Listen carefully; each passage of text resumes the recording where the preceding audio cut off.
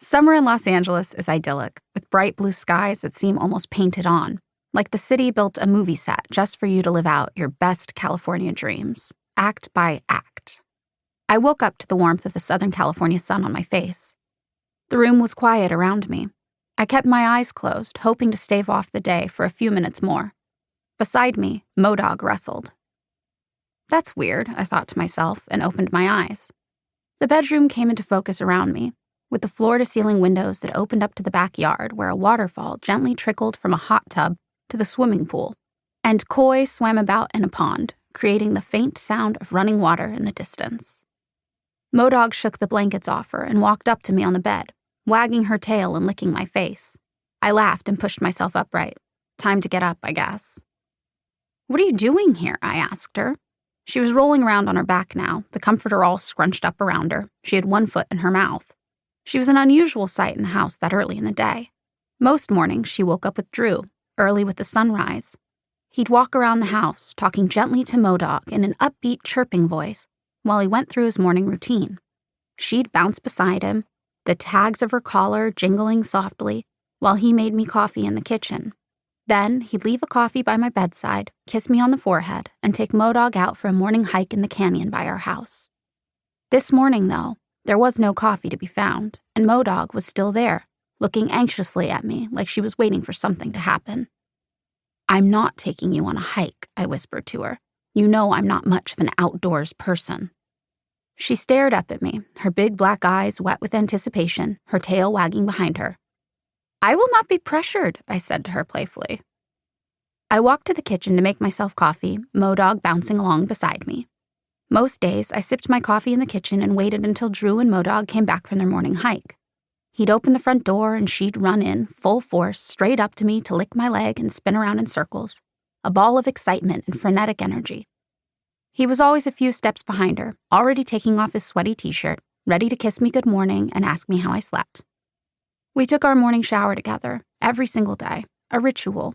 He washed my hair and we talked about the upcoming day, laughing at inside jokes and already planning dinner. Sometimes, after he got out of the shower, he wrote notes for me on the bathroom mirror, things like, "I love you," with big hearts drawn everywhere. I wondered if he left me a note there this morning.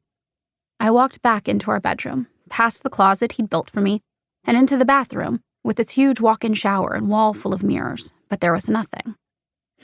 I thought to myself, strange. Back in our bedroom, the old smelly boots and ripped-up jeans he wore every day were thrown onto a chair near my side of the bed. I picked up his jeans and folded them, keeping the belt on like he always did. They smelled like him, a mixture of tangerines and incense and our soap, and I smiled. An hour or so passed with no sign of Drew. I wondered if maybe there'd been an emergency at work. He'd been running into some issues at the business, money issues mostly, and was in the process of completing a Chapter 11 bankruptcy, selling the business to a friend. There were papers to submit and forms to file and reports being constantly run. I ran out front to check the driveway to see if maybe he'd gone to a meeting I'd forgotten about. But his big blue pickup truck was still there, parked in the driveway where we'd left it when we came home the night before from my birthday dinner. I texted his friend Paul. "Have you seen Drew?" I asked. Almost instantly, Paul replied, "I'm coming over."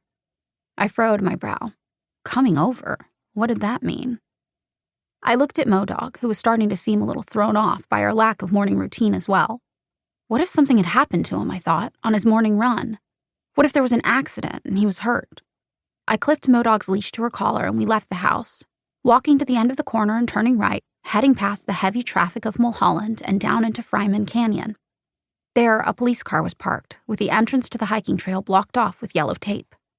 A police officer stood guard at the top of the canyon. I walked up to him, Modog in tow. "Excuse me," I said, "has a hiker been injured? My boyfriend hasn't come home and I'm wondering if maybe he's stuck at the bottom of the canyon?" "There's been an injury," the police officer said curtly. I felt a wave of relief wash over me. It must be him, I thought. Maybe he sprained an ankle. The canyon was steep and full of uneven terrain at the bottom. It would be easy to do and hard to climb back up it without a working foot. Every time I tried running with him down there, I fell on a rock or a tree root there at the bottom.